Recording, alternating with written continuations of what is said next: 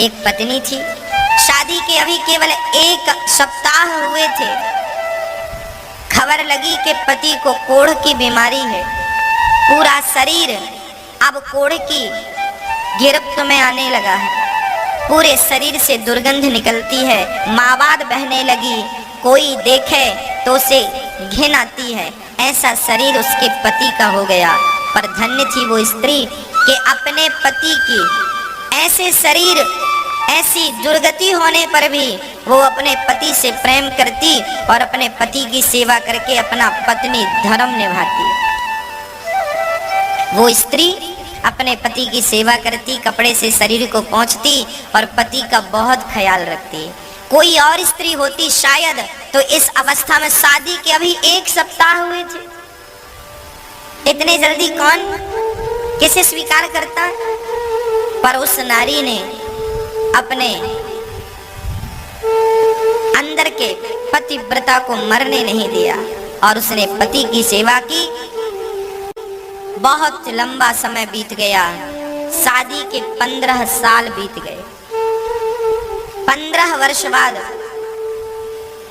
उसका पति बाहर बैठा, ठंडियों का समय था, धूप में बैठा था। सोचो, वो नारी अपने मायके नहीं जाती इसलिए कि मैं चली जाऊंगी तो इनकी सेवा कौन करेगा। ना तो भाई सेवा करता है, ना परिवार में कोई आगे बढ़ता है। पत्नी करे तो करे, नहीं तो वो मर जाए। धन्य थी वो नारी जो पति की सेवा करती। एक दिन पति सर्दियों के दिन बाहर आंगन पर बैठा था, तभी उस नगर की एक सुंदर वैश्या वहां से गुजरती है। राजा के घर नाचने जाती थी वैश्या।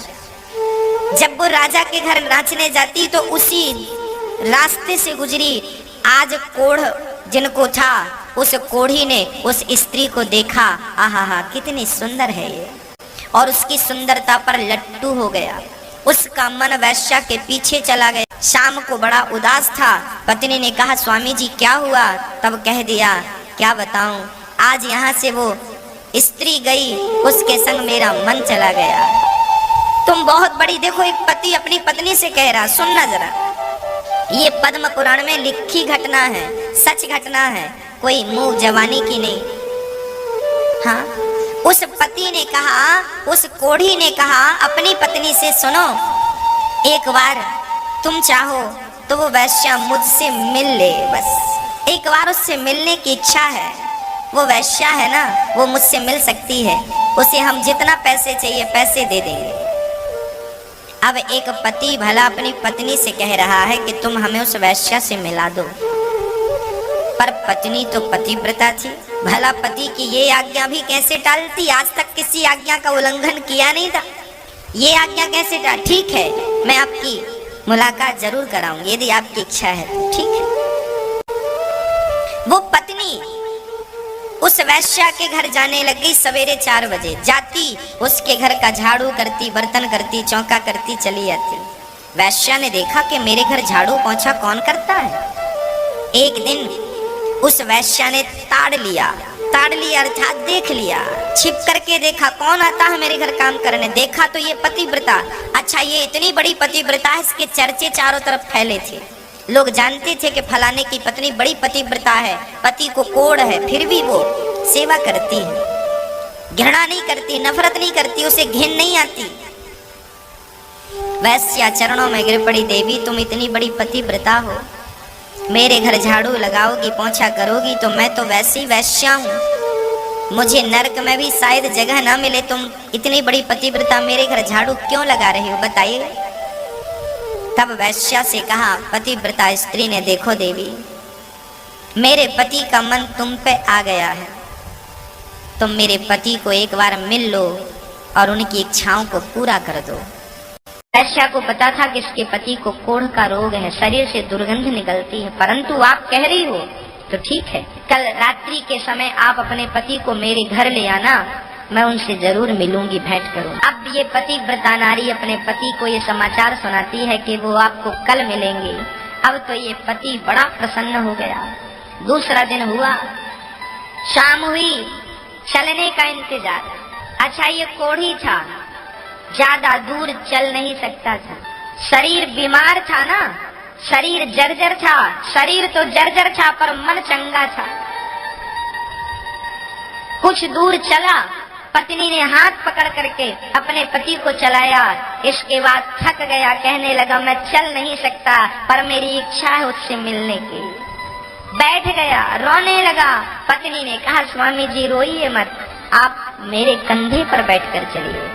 तब पत्नी ने अपने पति को अपने कंधे पर बिठाया। जरा दृश्य देखिएगा, इस नारी ने अपने पति को कंधे पर बिठाया और वैश्या के घर जंगल के मार्ग से चली। गांव के भीतर से जाएगी, लोग क्या कहेंगे?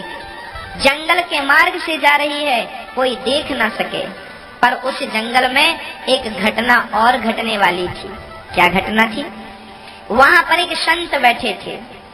वो संत, एक वहां का जो राजा था, उस राजा के घर में कुछ चोरों ने चोरी करी। चोरी करके धन संत की कुटिया पे छिपा दिया। राजा के सिपाहियों ने संत की कुटिया से धन को बरामद किया तो उन्हें लगा चोर ये बाबा ही है। तो उस संत को चोर समझकर राजा के सिपाहियों ने उसे सूल पर टांग दिया। एक पैना सा सूल कांटे की तरह जमीन पर गाड़ा और उसे उस सूल पर बिठा दिया। वो बाबा जी के शरीर में सूल चुभता हुआ नीचे से लेकर ऊपर सिर पे निकल गया। पर संत असली थे, समाधि असली थी, सूल उनका कुछ बिगाड़ ना सका। सिपाही राजा के वहां से भागे। बाबा जी रात्रि हो गई, सूल पर लटके रहे। अब ये पतिव्रता नारी अपने पति को कंधे पर बिठाकर जब ले गई तो इसे रास्ते में दिखाई ना पड़ा, अंधेरी रात थी। तो इस नारी के कंधे पर जो पति बैठे थे, पति का सिर बाबा जी के पांव से टकरा गया और जैसे ही टकराया बाबा की समाधि खुल गई। बाबा ने श्राप दे दिया, जिसने मेरी समाधि भंग की वो सूर्य उदय होते ही मर जाएगा। अब जैसे ये श्राप लगा तो कोढ़ी राम तो लगे रोने, मैं तो गया काम से। वो तो लगा रोने, वैश्या को भूला, सब कुछ भूला, लगा रोने, मैं तो गया काम से, मैं तो मर गया। पर वो पतिव्रता नारी, उसने कहा हे सूर्य भगवान, यदि मैं सच्ची पतिव्रता हूँ और अपने पति के अतिरिक्त मैंने कभी किसी पराये पुरुष का स्वप्न में भी चिंतन ना किया हो तो सूर्य भगवान, जब तक मैं ना कहूँ आप प्रकट ना होना, क्योंकि आप प्रकट होंगे तो मेरे पति मर जाएंगे। ये संत का श्राप है, तो सूर्य उदय ही नहीं होगा, कहानी खत्म। भक्तों 24 घंटे बीत गए, 48 घंटे बीत गए, हाहाकार मच गया, सूर्य का आता पता नहीं। हाहाकार ब्रह्मलोक में मच गया, सूर्य क्यों नहीं निकल रहे हैं? सूर्य बोले मैं नहीं जाऊंगा, नहीं भस्म हो जाऊंगा उस नारी के कारण। वो इतनी बड़ी पतिव्रता है कि सूर्य की गति को रोक दिया उन्होंने। रुक गए सूर्य भगवान, स्थित हो गए, स्थिर हो गए। ब्रह्मा विष्णु महेश आए, देवी क्या कर रही हो? प्रकट होने दो ना, मेरे पति मर जाएंगे। तब अनसुईया माता को पता लगा, वो आई और अनसुईया माता ने कहा देवी तेरे पति को मैं जीवित करूंगी, तू आने दे। सूर्य भगवान को जब